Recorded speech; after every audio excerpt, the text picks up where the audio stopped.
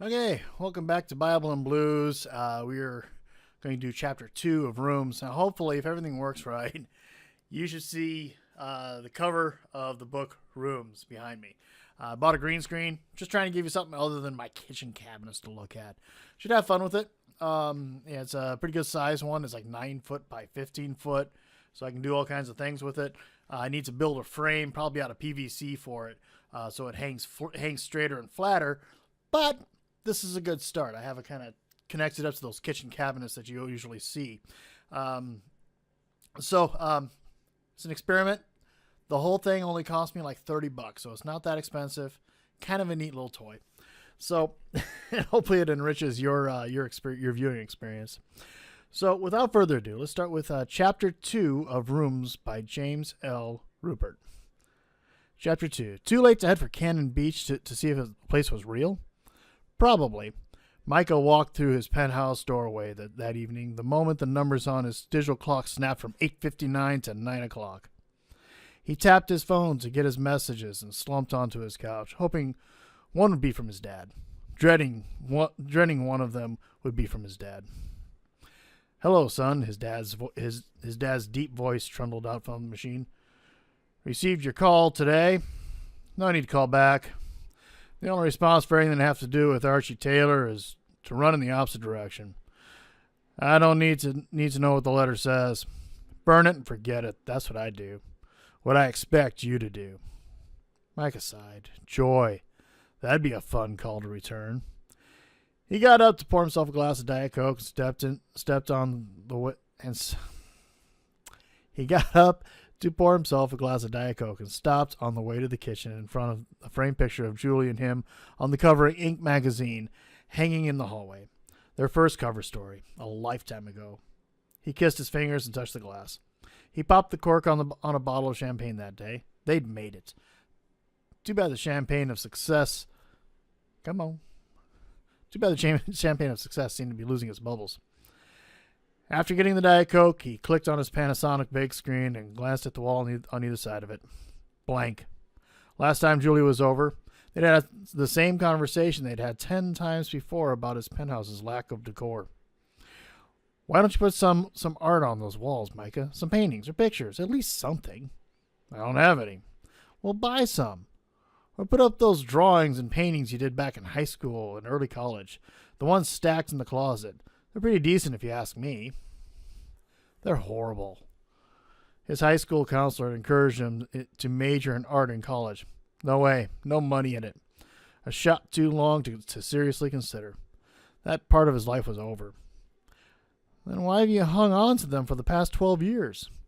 "Yeah, I will soon." "Which, toss or hang?" Micah didn't reply. He didn't know the answer. That was a month ago. He took a sip of his Diet Coke and glanced over the closet door, cracked open just enough to see the edge of the stack. He still didn't know the answer. Micah turned back to the TV and watched ESPN with the mute button on and thought about Cannon Beach. He loved the annual sandcastle contest. His brother and he came in second place in the 7 to 11 age group the year they built the Dragon. That was their last trip. 2 days after the contest, he didn't let himself finish that thought. He looked over at the Fellowship of the Ring novel on the end of his end table. He'd been meaning to read it for 2 years. I'm taking you with me. Saturday morning, he rolled out of bed at 7, whipped up a bacon bits and Kalamata olive omelet, and called his dad. He is a rich man, huh? Talking to him more than twice a year was too often. But if anyone had a clue why Archie had left him the house, it would be his father. The phone rang 3 times. "Taylor residence, Daniel speaking." His dad had answered the phone that way for as long as Micah could remember. Sounded like it was straight out of a 1950s textbook on manners. Probably was. Micah rubbed his forehead. He had to stay focused, get the info and get off the phone, and try not to loathe the man more when he hung up than when he started. "Hey, Dad. You're eating while you're talking to me, son." "Yeah. What are you eating?" Micah pressed his lips together and closed his eyes.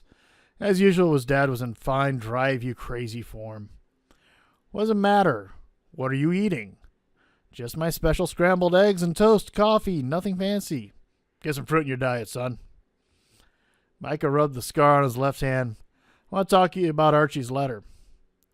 I thought I explained my position in my message last night. You did, Micah rubbed his neck. But I hoped I could get you to. Fine, read me the letter. Micah read it and waited. 3 seconds. 5. His dad broke the silence at 7. Stay away from Cannon Beach. Why would you consider going back there even for 1 second? Micah knew he'd have a reaction to where the house was located, just as he knew his dad would fail to address the accident in any direct way. And Archie was a character straight out of Looney Tunes. How do you know the letter was real? It's probably from a competitor trying to distract you, his dad coughed. You've accomplished a tremendous amount in the business world. Thanks, he sputtered. It was the first time his dad had mentioned Rimsoft's success. Ever. Micah looked at the ink picture of Julie and him on the wall. He sent a copy to his dad when it came out. His dad never acknowledged it. Also, what makes you think a house is really there? If there is, it's probably no bigger than an outhouse and doesn't smell much better. Leave it alone, son. His dad rarely called him anything but son, and Mike had grown up longing to hear his name spoken every now and then. Thanks for the thoughts. I'll think about them. They're not just thoughts. They're facts. What are you going to do? Think about it. Mike instantly regretted raising his voice. But every conversation with his dad was like talking to Spock. All he wanted was a little emotion from the man. I've obviously said too much. I'm not trying to tell you how to run your life, but you asked for my opinion, and I'm sorry. I know I'm not good at these. In the past, I'm just not. You'll make a good choice, I'm sure.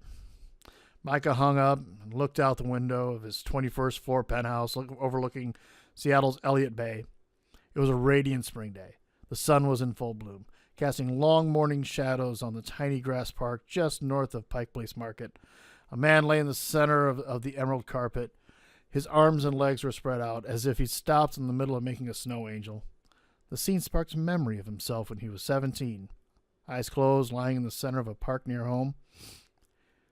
Hey, Micah, what are you doing? A friend from his basketball team had asked, interrupting his daydream. Not thinking. Micah opened his eyes. Do you ever have so many thoughts of what you have to get done that you want to escape from your own mind? Nah, I do. Never want to be one of those fame or power players so wiped out from racing through life and trying to keep what they have that they never get a chance to enjoy it. I'm going to enjoy being alive every day. You're weird, Micah. A conversation from a lifetime ago. Micah opened his eyes, and as the memory faded, he was a pretty naive kid back then. The life he created had perks he'd never dreamed of. But when you get to the top of Everest, and it's not all that great, where do you climb next? The guy sprawled out on the lawn was still there, undoubtedly thinking about nothing, or more likely stoned out of his mind. Whatever the case, the guy wasn't trying to climb a molehill, let alone a mountain. Micah shook his head and tried to smile. Resistance is futile. Life changes people. It changed his dad. Turned him into something else. And it seemed life had turned Micah into Sir Edmund Hillary. Except it. 20 minutes later, he stood at his front door. Black leather vaqueta briefcase in one hand, a Nike gym bag in the other. Anything else? Yeah, I grabbed some sunflower seeds for the trip down to the beach. He set his bags down just inside the front door, then trotted down the hall toward the kitchen. Wait. Something was wrong. Out of place in the hallway. Micah stopped and did a slow spin. Not out of place. Missing. Where was it? He looked down, expecting to see it lying on the ginger-colored carpet. Nothing. Waves of heat washed over him. Impossible. He glanced at it just 40 minutes ago while talking to his dad. The framed ink magazine cover on his wall had vanished. That's the end of chapter 2. That was a quick, short chapter. So we learned something about Mike in his past, and he wasn't when he was a kid, he wasn't one of those, driven to succeed kids. When his dad wasn't, his dad, while very gruff now and very detached now, wasn't always like that apparently. So What do you think about what's Micah's choice? The Ink magazine cover is gone off of his wall. It was there. He was just looking at it. You know. So what do you think of that? So that's chapter 2. This is kind of nice. It's a short video for me. Only a little over 10 minutes, and give me some comments. Let me know what you think of it. Right over here, you'll see. Yep, there it is. A little subscribe button is really small. You got to look hard to see it, but there it is. If you like what you're seeing, click subscribe. And make sure you click the notifications because I do quite a few videos a week now. I'm up to about 4 to 6 videos a week right now. Sometimes a little more, sometimes a little less. It is Thursday, and so we'll be expecting Emerald City tomorrow night, and that should be fun with the backdrop. It's going to be kind of neat to do. What else is going on? I still owe you a review of the show Taboo. So make sure you check out the first 3 episodes on that. I owe you a 4th one. Might still get that done tonight. Not positive. I'm as a deacon in my church, I have some stuff to do tonight involving that. So I'm not going to get home till about 7 o'clock this evening, and that's when I'm going to have time to edit this one. So we'll see what happens. But hey, God bless everybody. Why don't you check out some of my other stuff while you're hanging out, guys?